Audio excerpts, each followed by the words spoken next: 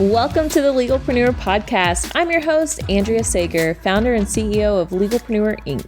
As a serial entrepreneur and someone that works exclusively with small business owners legally protecting their business, I'm dedicated to covering common legal issues faced by business owners, providing you with the business knowledge you need to catapult your business's growth and showing you just how some of the world's most elite entrepreneurs have handled these legal and business issues themselves.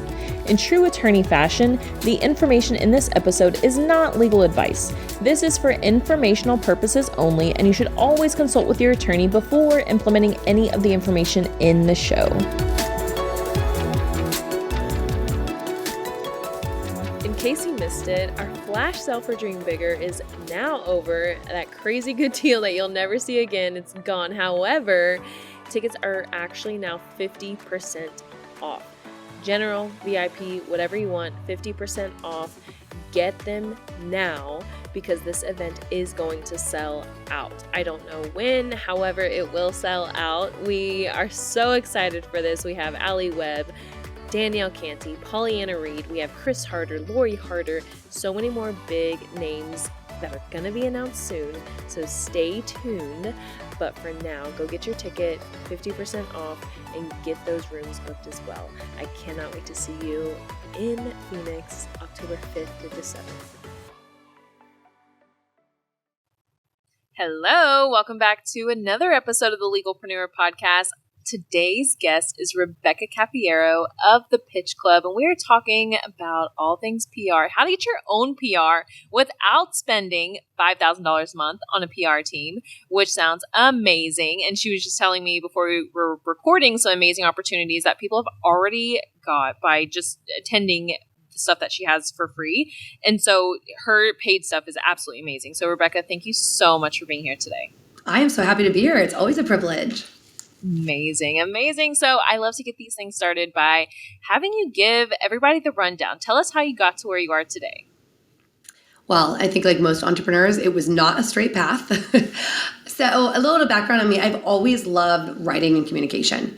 I grew up in a rural Oregon, total farm girl. It was not the most exciting, well, maybe it was an exciting childhood because I grew up doing things like working in the land and my dad was a fisherman and like watching cows be birthed, but I didn't feel like I was getting the experiences I wanted, so I dove into books at a really early age. Like that's where I got to live the life that wasn't accessible to me, living in this small rural town that the major industries are fishing and timber, literally logging. And then I followed that love into writing, and I was like on the yearbook staff. And finally into college, I studied journalism and media studies, and I worked for a daily paper for 3 years during college as a reporter, and I loved it. And also I did debate. So let's be real that I love to write, but I also love to talk, forensic debate. And I just loved this idea of I'm insatiable for knowledge. I'm always reading 3 books or now these days, listening on Audible or listening to podcasts. And I just love information, but I also love storytelling. And I love that part of journalism. But I also, as someone that put myself through college, I had a almost full-time job to support my journalism habit, I used to say, because journalism was paying less than minimum wage. So I would bartend 4 nights a week, have my journalism, my paper job, and then, of course, try to go to school in between that. And I realized I really didn't want to live below poverty level as much as it was this noble pursuit of journalism where, people say teachers are underpaid, but you get summers off. Journalists work 50, 60 hours a week. You're working on deadline, sometimes till midnight, 2 o'clock in the morning, depending on when your deadline is, and they're paid less than teachers. So I said, I don't know if I want to go move to LA and make $18,000 a year. This is back in 2002. So now it's probably $30,000 a year. And so I went into ultimately sales and marketing instead, which was a much better paying industry. And after about, I think probably 10 years into that industry, I really climbed up the corporate ladder, I think so many entrepreneurs do. And, and it was an invaluable experience. And I was running a $400 million a year division for a publicly traded home builder. And I just really missed, one, the storytelling, but I also missed the fact that within this realm of journalism, even working for a paper, there's still so much autonomy. there's like, hey, I want to write about this. So sometimes I'd get projects assigned, sometimes I'd find things, but if I found an interesting story, like I had the freedom to like follow the thread. And I wrote a lot of human interest, I wrote a lot of investigative journalism, and the idea of like getting a tip while on a police ride along, that like I go down to the courthouse and like start pulling the microfilms, and then that leads to getting like anonymous letters. And that specific story led to the news story of the year in Oregon, which was a 5-part series that ended up being on national news, and really created, well, one, got a lot of people fired in the police department. No. But yeah, well, that was exciting. It was really exciting, except as a 21-year-old with no money, exposing like police. Ultimately, it was like scandal and abuse, and seeing lieutenants getting fired.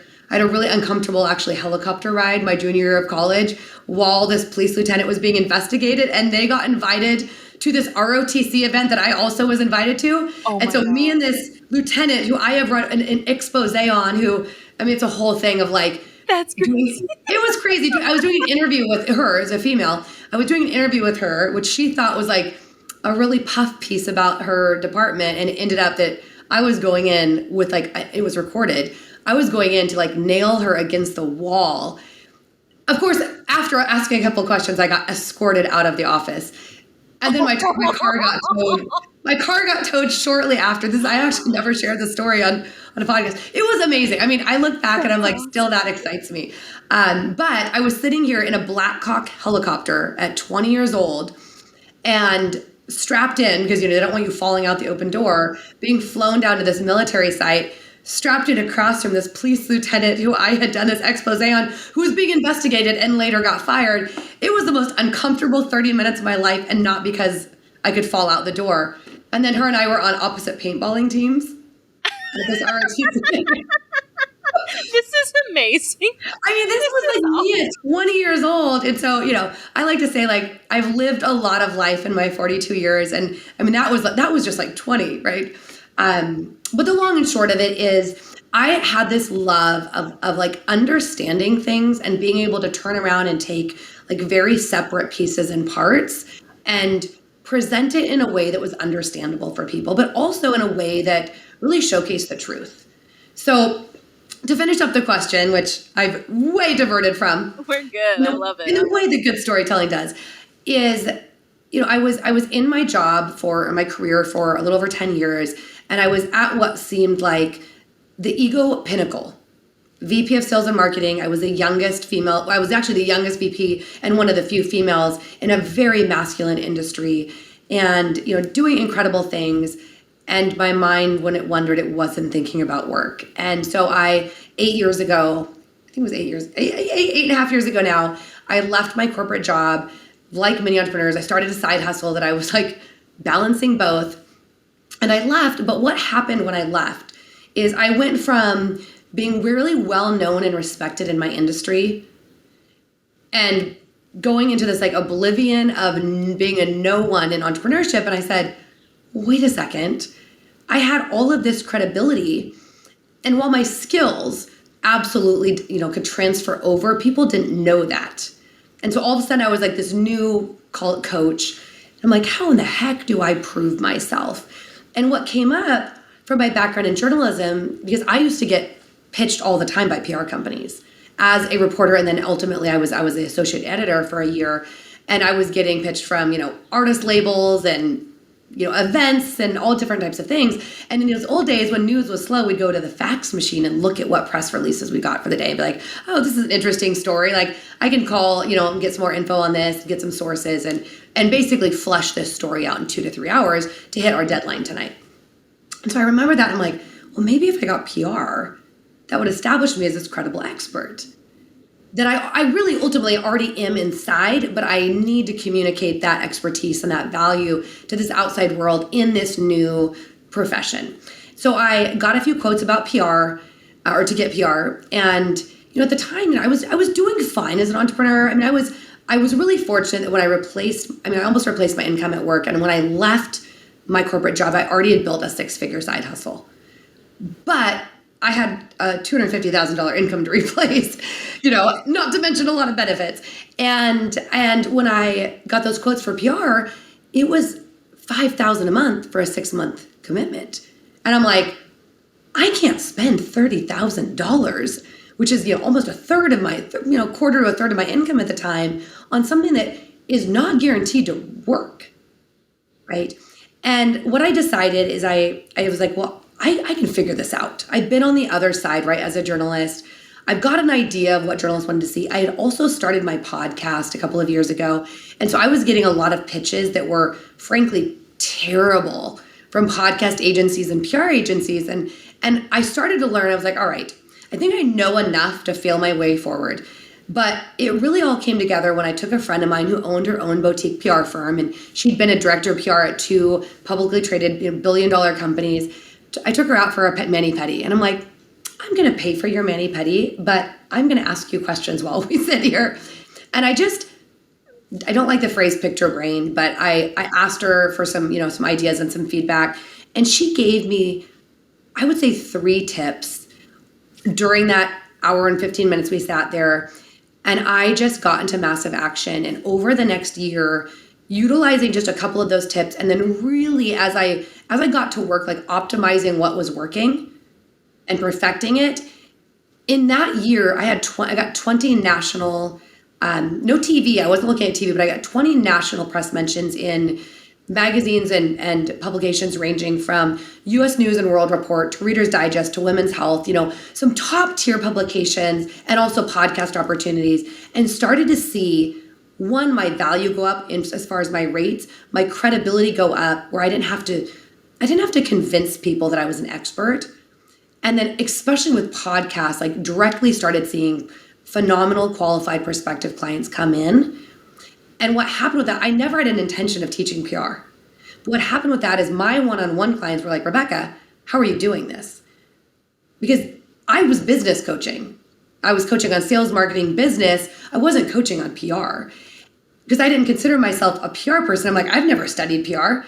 But in doing it myself and really learning, like, I would say what was effective versus what was academically trained. Because most of the time when you're academically trained, it's already 20 years too old. You went to law school, right? They're teaching what they learned when they went to school, right? Your professors. So I started to teach my one-on-one clients. And what happened was they got results faster than I did because they didn't go through the learning curve. They were able to start with what I was doing then that was just working. And also, like many of us, right? We learn, we do, and then we teach. They were doing what I taught them, not actually always what I was doing. So they did it like the best way instead of like making mistakes. And fast forward to that, I started having my clients were getting so many results, and I started having people ask me like, hey, your clients are getting these results, they're crediting you. Would you come in and speak to our group? Or could you do a training to I started doing in-person before COVID. I started doing like in-person trainings at female co-work spaces or places like Rising Tide Society, right? Creative associations and groups. And I started to realize, like, one, this is really fun. And I, like you, like, we're all about removing the gatekeepers. Yeah. We're all about making things that are typically not accessible to people accessible. Yeah. And I said, I could do this in a much bigger way. And basically 2 years ago, the Pitch Club was born. And I said, my mission is to help females be seen as the go-to expert by doing that, by helping them put the megaphone or the microphone to their message and the spotlight on their brilliance. Yeah. And that's really where we got started. I love that. Oh my gosh. I love your story because it's so similar to mine. Like, we were in the thick of it. Like, we've been there, done that, didn't like what we saw, so we just decided to do it ourselves, put our own twist on it. And so that's really, I think, why we resonate so well. And I'm really curious, like, what are prices that you've seen that firms, like PR firms, are charging, even small businesses? Because I know you mentioned like $5,000 a month. Is that still what you're seeing today? If I would say the good firms are $5,000 a month. What I've seen, I'd say in the smaller startup space, when I say startup, not necessarily tech startup, but that are, really aiming more at beginning entrepreneurs, or you still have to be pretty successful to afford PR in the old model. It's still like $2,000 to $3,000 a month on the low side. And The thing about that is it gives you no tangible results. Like they're not promising you you're going to get X, Y, or Z. In fact, many companies, and one of our, Kayla, actually, I remember talking to her about this, Kayla Kraft. I think she told me that she was paying, it was about $5,000 a month. And that was basically like $5,000 a month is the retainer to just have them doing work for you. But then a lot of the opportunities that they're actually getting, you still have to pay for. Really? Yes. Wow. Depending on what it is. So there's a lot of what I call pay to play in PR. Oh, yeah. And I'm not saying that there's never a spot for it. It depends on what it is, right? Traditionally though, like the only time I've ever paid for PR is the Forbes Council. It's a membership. So you have to apply for it. Like there's a couple of different variations. Like I had to show that I had $1 million in sales or in business a year to qualify. Then it's an interview. So you have to like show that you make that to start. You have to do an interview. And then based on that, you are accepted into the membership. And that was like, I think it was $1,600 a year. One of the perks of it is you have the ability to write for them, but it still like goes through a vetting process, goes through an auditing process. You still have an editor that will like push back on your topics and edit, So you could say like, yes, I've paid to write for Forbes, but you have to qualify before you pay. But there are stuff that, if you just flat out pay for it, you can get featured. And I'm really against that. And the reason is twofold. One is if you pay for something on a spiritual level, you don't feel like you've earned it, right? So I say there's always a difference between like, for what I teach is like, I'm going to teach you the shortcut to get a shortcut in line. But it's not about cheating. Where I feel like a lot of the pay for play or pay to play feels like cheating. And where you can see this is almost any of the Yahoo coaches to look for, those are always paid for. So I tell my clients, don't dog on Yahoo. I was just in Yahoo yesterday. Okay, well, that doesn't mean that it did. Okay, so that's great. No, I was in a fashionista article commenting on this Skin by Kim trademark issue, and Yahoo Life picked it up. So, yeah, I'm totally with you there. Like a lot of those lists. Like, a lot of the list, yeah. Yes. Well, so it's more the list but the thing about Yahoo is if you look, Yahoo is actually a huge syndicate. Mm-hmm. So what often happens, and this has happened to me and my clients, is you'll get featured in Entrepreneur or Best Life or another publication, and Yahoo will pick it up and what's called syndicate it. Yeah. And this is one of the most valuable lessons, as a lot of people think like, I'm just going to get PR to get PR, and as a vanity metric. And I really like to show how to get very intentional, purposeful PR that actually leads to profit, because early in my pitching days, I would like pitch in the very beginning to anything that I could talk about. Because I was like, I just want to get mastheads, the logos on my website. And this is the story. I am a business coach, but I also am obsessed with health. I'm certified in holistic health and integrative nutrition. I've got a specialty in gut health. I don't see clients for these things though. I have no desire to tell people what to eat. I just wanted this for my own information and to boss my husband around a little. He still doesn't take my advice, right? But early on when I was pitching, I pitched for an article that was, I'm trying to remember where it was first seen. It was like a major publication, but it was like basically, what are healthier breakfasts than cereals? And something I've learned, and I want to make sure that your listeners are like learning actual tangible tips they can take. I love this. Be sensational. And I'll give you 2 examples here. Be sensational. Don't be afraid to be a bit inflammatory. Right? As long as you believe in it. Like don't say something that's BS just because like you feel like it's like clickbait, right? But I knew this, and I know this, and I said, well, pizza is better than breakfast cereal. Now I went into, it should be cauliflower crust, like make sure you're loading it with veggies, like a vegan cheese, like make it non-inflammatory as far as in eating. But I knew that would like stand out. Here's the problem. That stood out so much that not just the article, but those quotes that I had that they attributed to me had been picked up over the last 4 years more than 150 times. Wow. And so I have a Google alert, which everyone needs to put a Google alert on your name. And it's like, and the ironic thing is it got published in my hometown paper, which I used to write for in high school as like a student reporter. And I'm like, this is not what I want to be known for. Yeah. Right? When that's pulling up on my SEO with Forbes, I'm like, no. So one is only pitch for stuff that you actually want to be known for. And second is when you are pitching, don't be afraid to be a little bit inflammatory. And I'll give one more example is one of my clients, her business closed. She had a gym and it closed at the beginning of the pandemic. She closed it down. So she had to pivot online really fast. And one of the things I was helping her do is develop that online credibility by getting featured. And she was pitching, and like nothing was getting picked up. And I always tell people, if you've pitched 10 to 15 times and you haven't gotten anything, you're doing something really wrong, which is what most people are doing, right? Most of my clients and like myself, like I get picked up on, I would say 1 out of every 4 or 5 pitches. And the ones you don't, I teach people how to repurpose content because that's phenomenal content typically on what's trending that you can put on, all the platforms and be omnipresent. But I was looking through her pitches. I'm like, well, Jen, the reason you're not getting picked up is everything you're saying is so vanilla. It's obvious. It's common sense, right? And you need to be more polarizing. You want people to either be like, hell yes or hell no. So the article that finally like turned it all around for her, now she's been in Birdie, Sunday Riley, Forbes, etc., was an article, I think it was in Birdie, which is an online wellness publication. And it was, what is the best time of day to work out? And so I'm like, well, what are the obvious answers that you wouldn't want to give? Work out first thing in the morning, right? When you've got time and willpower. Work out midday to avoid the afternoon slump or anytime you can fit it in. Those would be the 3 answers. Like there's no other answer except hers. And it has nothing to do with the time of day, and it has everything to do with the time of month. And she talked about working out around your cycle. And this is 2 years ago, before I feel like cycle thinking is starting to become very popular, kind of like gut health was like 4 years ago. Yeah. Well, she not only got picked up, but she developed a relationship with the reporter who then ended up featuring her in multiple other articles. And she got named, without applying or paying, she got named the #1 trainer in the world by Birdie magazine. That's awesome. It's oh my awesome, gosh. but it all started with being willing to say something. And by the way, also on social media, her following went from 5,000 to now 40,000 in the last 2 years organically. And she's got reels that have 150,000 views because she is willing to be inflammatory. She's willing to say stuff that is very, I don't want to say like it's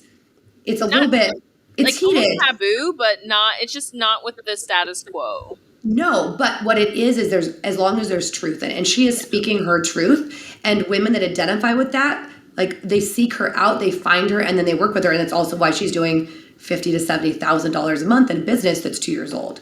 That's awesome. Good for her. Good for her. And congrats to you. You helped her too. That's awesome. That's really incredible. So I want to pivot just a little bit and touch on the legal stuff that you've done for your business. Because here we just have to tell people, Yes. hey, this is how we have actually implemented the legal stuff. So can you touch on that just a little bit? Oh my goodness, I can tell you all the things I did wrong.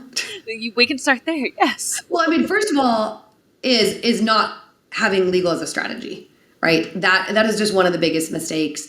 And a friend of mine, a very good friend of mine, is an attorney as well, and you and her, like you preach the same thing. And it's that, one, when you start your business, you need to start with an exit in mind, and you need to really safeguard that exit with your legal strategy. So, whether you're like, all right, you're a coach, right? So, I mean, so many people are coaches or consultants. Like, what do you want to do with that business? Is your goal to have a successful exit where you sell your business? Is your goal to create a cash cow where you invest in other things that create residual income, like investment properties, stocks, etc.? Is your goal to license out what you do? Like what is that goal? Because that's going to dictate like what type of entity you set up. So I think that was the first thing, is like, I was a legal entity before I was doing business, which I don't think is what most people do. They start something and they're like, well, it's just a side hustle. Yes, it's a side hustle that you can endanger any other assets you have if you're not protecting yourself, right? Yeah. So that's one. And then, I think house marking or trademarking, and I'm going through this right now, which is like the pitch club, like is making sure, is anyone using the names, the words, the slogans that you use, your signature process. I've worked with 49 women now to become best-selling authors, and a big part of what we teach is, as a coach or consultant with intellectual property, right? And I'll give the example of like a health coach. If you ask any health coach out there, like, what is your process of helping someone? They're all going to say almost the exact same thing. They're going to say, like, if you're like, what are the 5 ingredients to being healthy? They're going to say sleep, stress management, movement, nutrition, and maybe something like detoxing or hormones, right? I mean, pretty much you're not going to get much of a variation. But what order of priority do they put the 5 in? That already starts to develop signature. And then within that, like if you say sleep, one coach might be like, okay, sleep is all about having the best sleep routines. It's about, or some might say, it's about understanding the Chinese body clock and sleeping from 10 to 6. And others, they're all going to have different things within that. So that becomes ultimately intellectual property, is this process you take like clients through. That also needs to be protected. Because if not, someone's going to rip it off. And something we see in the online space all the time, I just saw this, and fortunately, I've already gone through the process. I'm just waiting for what do they call it? The examiners, right? Yeah, when you trademark, examiner. Yeah, exactly, the examiner, which is a long, expensive process, and everyone needs to do it with an attorney. Listen to this. Don't do it on your own. Don't screw it up, right? So I had someone who was a previous client, and that all of a sudden launched something, and I was like, oh wow, they're using half of my name and they're using my motto. And I don't think it was actually probably even purposeful. It's like, we hear so much that, but they did. The point is they didn't check. They didn't do a search, and that can really get people into trouble. So have an entity, have your legal and tax strategy. If you want to be known by something, you better make sure that you actually own whatever that is. And I mean, I'd say that's, and then make sure to have contracts for your employees, your clients, like CYA, cover your butt, right? I think that sometimes people are like I see people spending the $5,000 or $10,000 on things like their logo and their website, but not being willing to invest that in legal, and it's such a mistake, because everything else you're spending is not going to be protected unless you get your legal house in order. Yeah, no, for sure, and thank you for that. So, listeners, see, Rebecca knows too. She knows the legal stuff as well. So doesn't matter how you get it done, just get it done. Yes. One other thing I would just love to add to that is, if you have a big vision, and I say, my mission is to help women put visibility to their vision, because if your vision is as big as it can be, then one, you're going to show up highly visible for that vision and for that impact. But the other side is you've got to reverse engineer, what do I need to create that? And legal strategy is a big part of that, right? Like if this is as big as I think it can be, if my business could be the Honest Company someday, if it could be Boss Babe someday, how do I legally protect that now? Because by the time you get as big enough that you're really worried about it, someone else might have already ripped it off from you, and they might have legally made it theirs despite the fact that you've been doing it longer. Yeah. No, absolutely. Oh, ew. I could talk about this stuff all day. But Rebecca, before I let our guests go, I always ask, what is your number one business tip? Ooh, I feel like I could give like 10. Okay, so number one business tip. So this really goes to something called ikigai, which is a Japanese term that really is about purpose and fulfillment. And it's this idea in what you do that it needs to have 4 parts. It needs to be something that you are good at, ideally great, which can be done by repetition and learning. Number 2, it needs to be something that you love. Number 3, it needs to be something that you can be paid for. And number 4, something that the world needs. Okay? I see so many people in business doing one of 2 things. They either look at what they can be paid for and then get good at it, but don't love it. And it might not be what the world needs, which means that's not purpose driven. And purpose anchors you in times that stuff gets hard. And if it's just about you, you may give up instead of really being tied into that why, that purpose. Okay, the other side, the other second part of that tip is understanding, when you talk about what you're good at and your passions, is understanding your uniqueness. Imposter syndrome happens when you're trying to be someone else. When you realize that no one has your combination, your ingredients, your recipe of your experience, your background, right? So background is not just like where you went to school or where you've worked. Your background is, the fact that I grew up and I learned to drive a tractor before I learned to drive a car. The fact that I don't get grossed out by bugs or guts or any of that because the way that I grew up, right? But it's also like those unique things about you. It's your unique experience, which means in your skill, in what you do, you innately cannot separate those things out. And so your knowables, which are those things about you of who you are as a human being and where people connect, and your expert topics, which is what people will pay you for, when you combine those, you are uniquely an expert of your experience in a way that no one else is. So like dive deeper into being more of yourself. And that is the best niching you can do. It's not just about niching your clients, it's about niching who you are. And that's when you start to stand out from the noise of other people in your space and you truly stay in your own lane and you can actually call in the clients that you're meant to work with and be paid what you are worth. Oh my gosh, that was probably the best answer that we've ever had on here as the number one business tip. Thank you. I love that. Okay, so tell everybody about the Pitch Club. How can they join? Where can they find you? Like, give them all the things. Yes. Okay, so I'm on Instagram at Rebecca Cafiero, C-A-F as in Frank, I-E-R-O, and also at thepitch.club on Instagram. We're a for women, by women company that is helping women be seen on a bigger platform, right? So yes, media, podcast guesting, publishing books, but also with the business backing, because I'm a firm believer that like PR and business are twins, right? You can't get PR. I mean, you can, but if you don't understand how to actually use it purposely to create profit in your business and impact in your business, and on the other hand, you really can't truly step into the greatness in your business, the impact without that visibility. So we look at both. But what I'm most excited about right now is something we're working on. It's called the Press Room, but I have a free training that we're offering right now every single week. It's about 90 minutes. And it's called Become Pressworthy. And in that training, I go over really 3 of the biggest media secrets that PR companies don't want people to know, that really dismantles the gatekeeper. And on that training, I not only give like what is the truth about PR and why is it important, but I really give the how-to. I like to say like I'm the how-to girl. And I've had people that have watched that training and yes, we talk more on that about how you can work with us for those people that really feel called to become part of our community and to really get the support and the accountability and all the strategies. But on that training, I give away enough that you can get into immediate action. And we've had people leave it, get off of it, and in the next 60 days, land 11 national publications for free. I love that. Oh my gosh. Seriously, run, don't walk.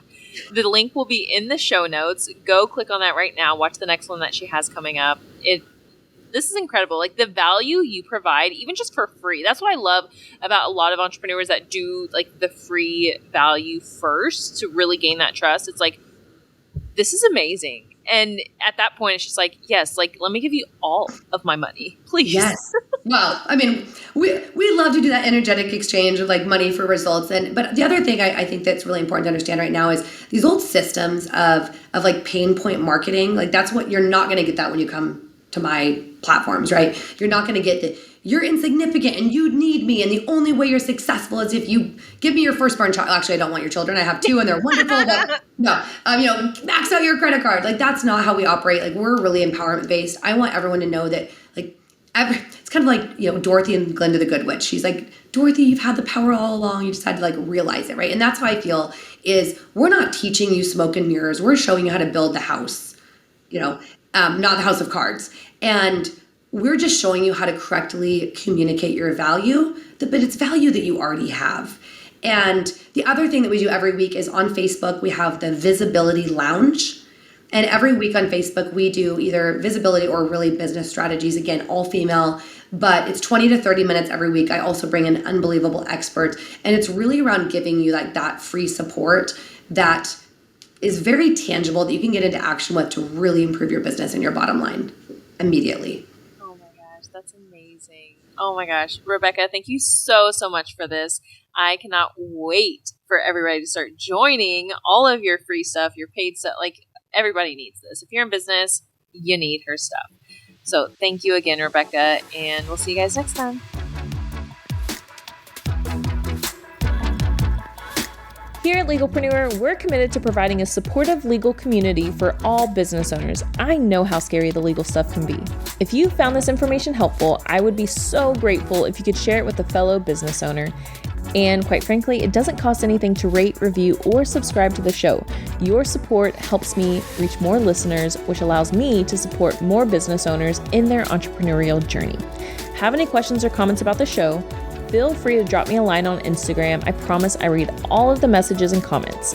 And if you want to be a guest on the show or know someone that would make a great guest, simply fill out our application form and a team member will reach out if we think it's a good fit.